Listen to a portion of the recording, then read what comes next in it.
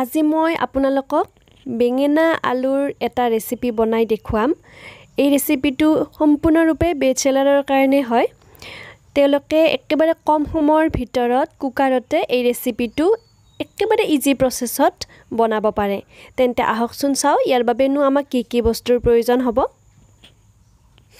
এই ৰেচিপিটোৰ বাবে মই 3টা মিডিয়াম আকাৰৰ বেঙেনা লৈছোঁ আৰু বেঙেনা কেইটা এনেকুৱাকৈ সৰু সৰু টুকুৰা কৰি কাটি লৈছোঁ। আৰু বেঙেনাখিনি কাটি থকাৰ টাইমত আপুনি পানীত তিয়াই ৰাখিব যাতে বেঙেনাখিনি ক'লা হৈ নাযায়। ইয়াৰ পিছতে মই লৈছোঁ 2টা মিডিয়াম আকাৰৰ আলু, এনেকুৱাকৈ মিডিয়াম আকাৰতে কাটি লৈছোঁ। তাৰ পিছত মই লৈছোঁ বিলাহী 2টা মিডিয়াম আকাৰৰ মিহিকৈ কাটি লোৱা, 2টা কেঁচা জলকীয়া আৰু এটা ডাঙৰ পিঁয়াজ মিহিকৈ কাটি লৈছোঁ। তাৰ পিছতে অকণমান ধনিয়া লৈছোঁ।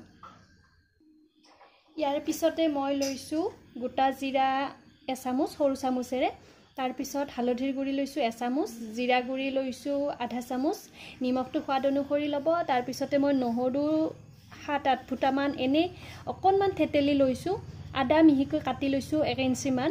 তাৰ পিছত সবজি মছলা মোৰ তাত আছিল, সেইবাবে সবজি মছলা আধা চামুচ লৈছোঁ আৰু লগতে সৰিয়হৰ তেল সৰু চামুচেৰে 7 চামুচমান লৈছোঁ। এতিয়া বলক আমি বনোৱা ষ্টাৰ্ট কৰোঁ।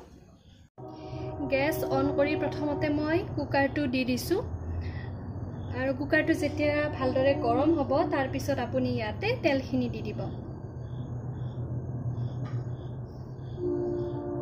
তেলখিনি প্ৰথমতে ভালদৰে গৰম হ'বৰ কাৰণে ৰাখি দিব মিডিয়াম ফ্লেমত। তেলখিনি গৰম হোৱাৰ লগে লগে মই দি দিছোঁ গোটা জিৰাখিনি।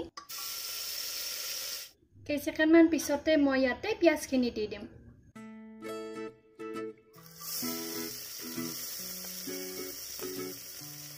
দি দিছোঁ কেঁচা জলকীয়া 2টা। এইখিনি 3 মিনিটমান সময় মিডিয়াম ফ্লেমতে লৰাই ভাজি থাকিম।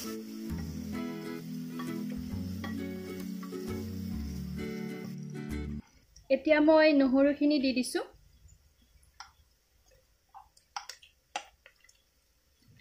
কেইছেকেণ্ডমানৰ কাৰণে এইখিনি লৰাই থাকিব।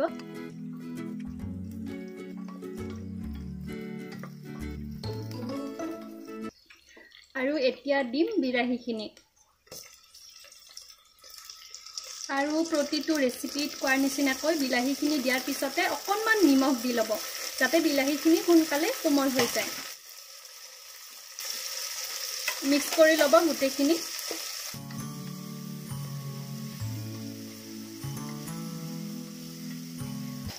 বেঙেনাখিনি দি দিম।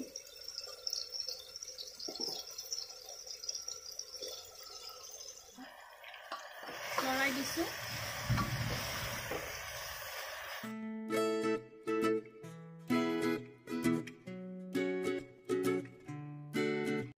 বেঙেনাখিনি দিয়াৰ 3 মিনিটমান পিছত আলুখিনি দি দিছোঁ।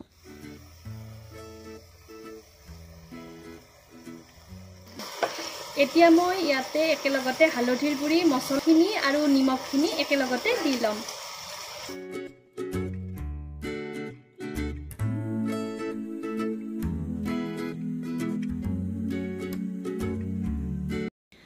ভালদৰে গোটেইখিনি মিক্স কৰি ল'ব।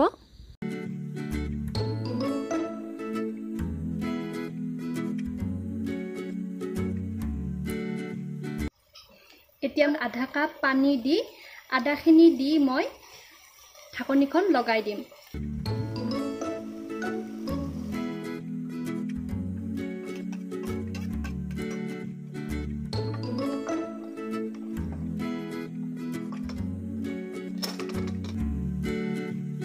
মিডিয়াম ফ্লেমত 2ৰ পৰা 3টা চিটি আহিবৰ কাৰণে ৰাখি দিম।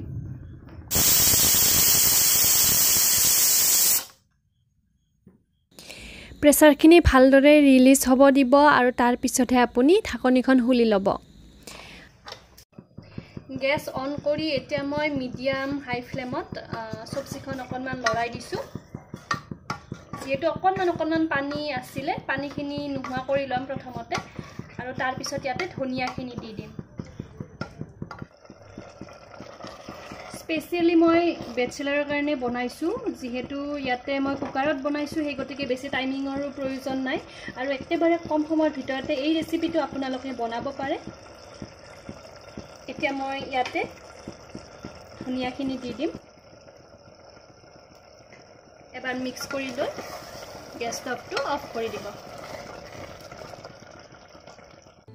ৰেডি হৈ গ'ল আজিৰ ৰেচিপি আপোনালোকে গৰমে গৰমে ৰুটিৰ লগত বা ভাতৰ লগত পৰিৱেশন কৰিব পাৰে আৰু কেনেকুৱা পালে সেইটো আপোনালোকে মোক জনাব যদি ভিডিঅ'টো চাই ভাল পাইছে তেতিয়াহ'লে লাইক কৰিব লগতে নিজৰ ফ্ৰেণ্ড আৰু ৰিলেটিভক শ্বেয়াৰ কৰিব একেবাৰে নাপাহৰিব আজিলৈকে আহিছোঁ ধন্যবাদ